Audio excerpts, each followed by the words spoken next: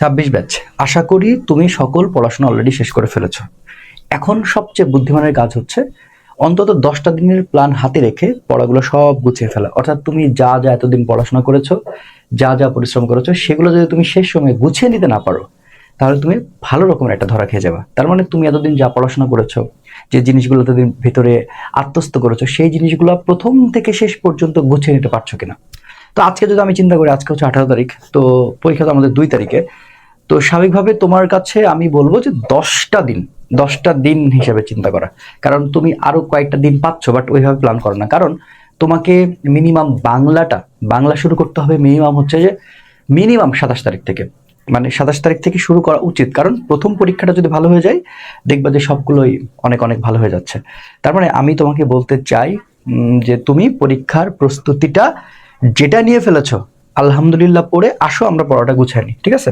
এবার আসো, সঠিক নির্দেশনা হচ্ছে, ফার্স্ট অফ অল আমি তোমাকে বলতে চাই যে আমি 10টা দিনের ভাগ করবো। এই 10টা দিনের মধ্যে আমার প্ল্যানটা হচ্ছে এরকম যে দেখো, আমার কাছে আছে পিসিএমবি, অর্থাৎ PCMB, physics chemistry math biology একদিকে, এবং আরেকদিকে আমি রাখবো হচ্ছে ইবিআই, ঠিক আছে?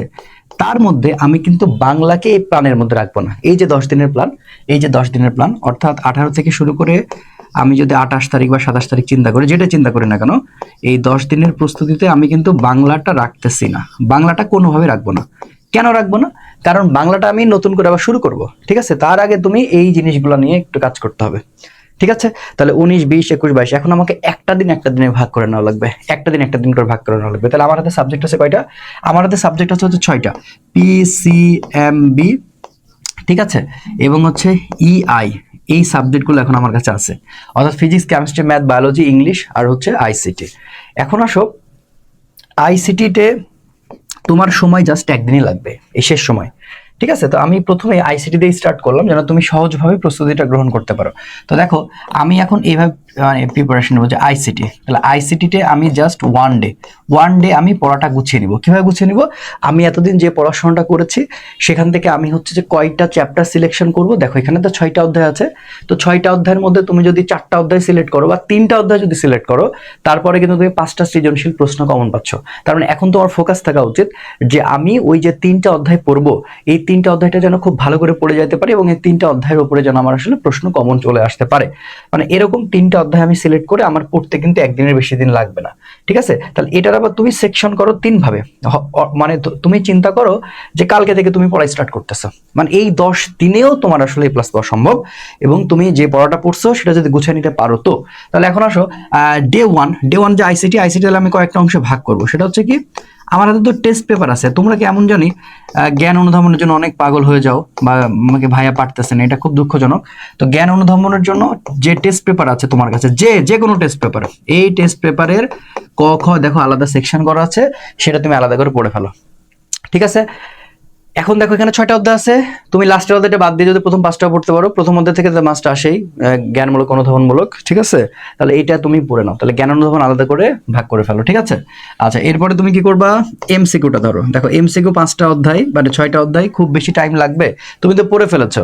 তাহলে এই যে জ্ঞান অনুধাবনের জন্য তুমি ঘন্টাতে ভাগ করো, তুমি এটার জন্য 3 ঘন্টা সময় নাও, ঠিক আছে? এমসিকিউ এর জন্য তুমি 4 আওয়ার সময় নাও, মানে একদিনের প্ল্যান করতেছি আমি তোমাকে, তাহলে 3, 4, 7। আর সিকিউ এর জন্য তুমি আলাদা করে সময় নাও। সিকিউ এর জন্য জাস্ট সিকিউটা তুমি দেখো, এবং সিকিউটার জন্য তুমি দরকার হলে 5 আওয়ার সময় নাও। যে তুমি হচ্ছে আইসিটি শেষ করে ফেললা, তাহলে ডে 1 চলে গেল, ঠিক আছে? এবার আসো ডে 2। এবার ডে 2 তোমাকে চিন্তা করতে হবে যে ডে 2 আমাকে টোটাল ফিজিক্সের জন্য তুমি 2 দিন, ডে 2 এবং ডে 3। আচ্ছা, তাহলে ডে 2 এবং ডে 3 জন্য তোমার প্ল্যান থাকবে হচ্ছে আমি ফিজিক্স নিয়ে কাজ করব। তাহলে ফিজিক্স নিয়ে কাজ করলে কি করব? ফিজিক্স নিয়ে কাজ করলে আমি তোমাকে বারবারই বলেছি যে এখানে সব অধ্যায় তোমাকে সিলেক্ট এখন করতে হচ্ছে না। তুমি ফার্স্ট পার্টের জন্য 5টা, সেকেন্ড পার্টের জন্য তুমি 5টা বা 6টা করে অধ্যায় আপাতত নাও, সবচেয়ে সেফ। এবং আমি এটা বারবারই বলেছি আমার ভিডিওতে, তোমরা যারা দেখেছো তারা জানো যে আসলে কোন কোন অধ্যায়ের কথাগুলো বলেছি, আমি বেশি কথা বলতে চাচ্ছি না। এবং ফিজিক্সেরও তোমাকে তাই করতে হবে, এমসিকিউ আলাদা করে প্রিপারেশনের ভাগ নিতে হবে, ঠিক আছে? ক প্লাস খ আলাদা করে নিতে হবে। এবং আমি তো সুন্দর করে করে দিয়েছিলাম যে টাইপ গ, এবং টাইপ গ এর ভিডিও তো অলরেডি ফার্স্ট পার্টের আমি ম্যারাথন দিয়েছি, সেকেন্ড পার্ট হয়তো কালকে আপলোড করব, ঠিক আছে। আচ্ছা, আর হচ্ছে টাইপ ঘ, অর্থাৎ এইভাবে ভাগ করে পড়লে তোমার জন্য সহজ হবে, ঠিক আছে। তাহলে এইটা ভাইয়া তুমি এমসিকিউর জন্য একটা টাইম নাও, খুব ভালো করে টাইম নাও ফার্স্ট পার্টে। এমসিকিউর জন্য আমার বিশ্বাস যে তুমি 500 এমসিকিউ সলভ করলে হয়ে যাবে, সেটা আমার ম্যারাথন দেওয়া আছে, সেটা করলেও আসলে হয়ে যাবে। তো 500 এমসিকিউ করতে তোমার কতক্ষণ লাগবে? 500 এমসিকিউ করতে আমি ধরলাম 4 আওয়ার সময় দাও। ক খ এর জন্য তুমি 3 ঘন্টা সময় দিলে হয়ে যাবে, 3 ঘন্টা। গ এর জন্য হচ্ছে মাত্র 2 ঘন্টা সময় দিলে হয়ে যাবে। শুধু গ নাম্বার আলাদা করে ভাগ করে নাও, গ নাম্বারগুলো আলাদা করে ভাগ করে নাও, কারণ গ নাম্বার সরাসরি ফর্মুলা, সো এটা হচ্ছে সবচেয়ে বুদ্ধিমানের কাজ। আর এই ঘ এর জন্য তুমি হচ্ছে 4 আওয়ার দিলে দেখো কত হচ্ছে, 4 3 7, 7 আর 2 হচ্ছে যে 9, 9 আর 4 হচ্ছে 13, তাই না? আচ্ছা ঠিক বলছি তো, 3 4 7 7 2 9, হ্যাঁ। এই যে 13 ঘন্টা, অর্থাৎ এই 13 ঘন্টা তোমাকে টাইম দিতে হবে। এই 13 ঘন্টা টাইম তোমাকে দিতে হবে প্রথম দিন, এবং সেম ভাবে ডে 3 তেও, ঠিক আছে। ওকে, এবার আসো ডে 4। এবার যদি আমি চিন্তা করি ডে 4, তাহলে ডে 4 যদি আমি চিন্তা করি, তাহলে ডে 4 চিন্তা করবো আমি কেমিস্ট্রি, আমি এটা কেমিস্ট্রি চিন্তা করব।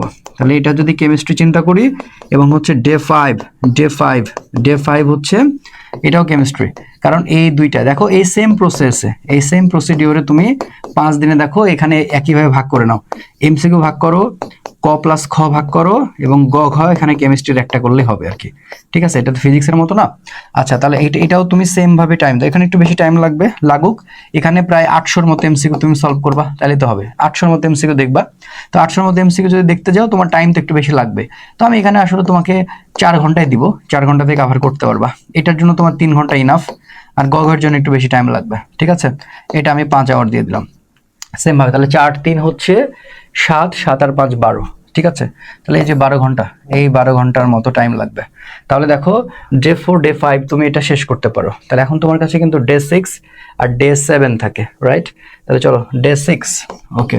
তাহলে ডে 6 এবং হচ্ছে ডে 7, ওকে। আচ্ছা দেখো এইটা কিন্তু তোমার জন্য খুবই ভালো হবে, মানে বায়োলজি, ধর আমি বায়োলজি শুরু করতে বললাম, তো বায়োলজিটা কিন্তু তোমার জন্য বেশি কষ্ট না, জাস্ট কয়েকটা করে অধ্যায় একইভাবে একই প্রসিডিউরে তুমি শেষ করলা, বায়োলজি একইভাবে শেষ করলা, এমসিকিউ আলাদা করলা, ক খ আলাদা করলা, এবং হচ্ছে গ প্লাস ঘ টপিক বেজ আলাদা করলা, এই তো। আচ্ছা এটা মনে হয় 2 দিন এই হয়ে যাবে ইনশাল্লাহ। তো এখন বাকি থাকে হচ্ছে 8 9, সো ম্যাথ বাকি থাকতেছে। সো তুমি এখন এটা করবা 8 এবং হচ্ছে 9।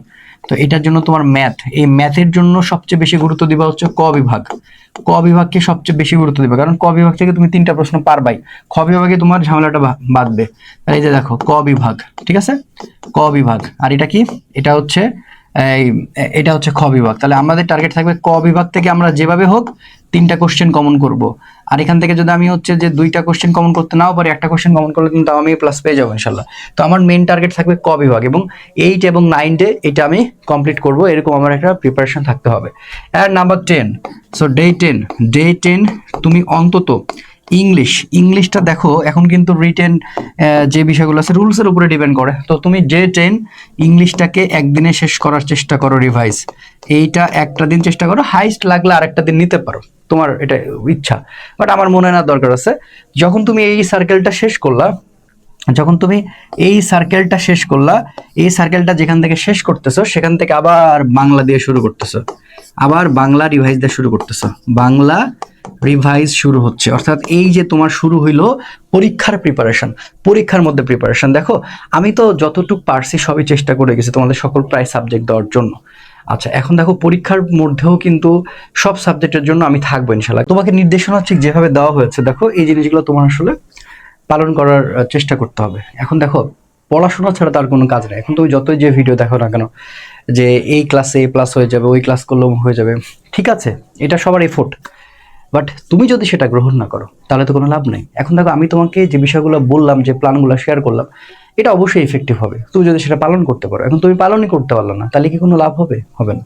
তো আমি তোমাকে রিকোয়েস্ট করবো, এখনো সময় আছে, দেখো যে তোমরা নিজের মধ্যে আসলে সাহসটা নিয়ে আসো যে তুমি তুমি তুমি পারবা। এবং তুমি যদি চিন্তা করো যে তোমার হবে না, হচ্ছে না, তাহলে তো হবে না। ধৈর্য ধারণ করে শেষ পর্যন্ত মাঠে থাকতে হবে, ঠিক আছে, এটাই হচ্ছে বিষয়। এবং ধৈর্য ধারণ করে পড়াশোনা করতে থাকো, এবং আল্লাহ তাআলাকে বেশি বেশি ডাকো, এবং হচ্ছে এই সময়গুলোতে বাইরে মানে টাইম ওয়েস্ট না করা, কারোর সাথে বেশি কথা না বলা, হ্যাঁ, মানে অপ্রাসঙ্গিক কাজে লিপ্ত হয়ে না যাওয়া, ঠিক আছে, ওয়ার্ল্ড কাপ চলতেছে, ওকে চলুক, এটার ইফেক্ট যেন তোমার উপরে খুব একটা না পড়ে এবং বেশি সময় নষ্ট না করা। ভালো করে পড়াশোনা করতে থাকো, ইনশাল্লাহ সফলতা এবং বিজয় আসবে। দেখা হচ্ছে পরবর্তী ভিডিওতে। আসসালামু আলাইকুম রহমতুল্লাহ।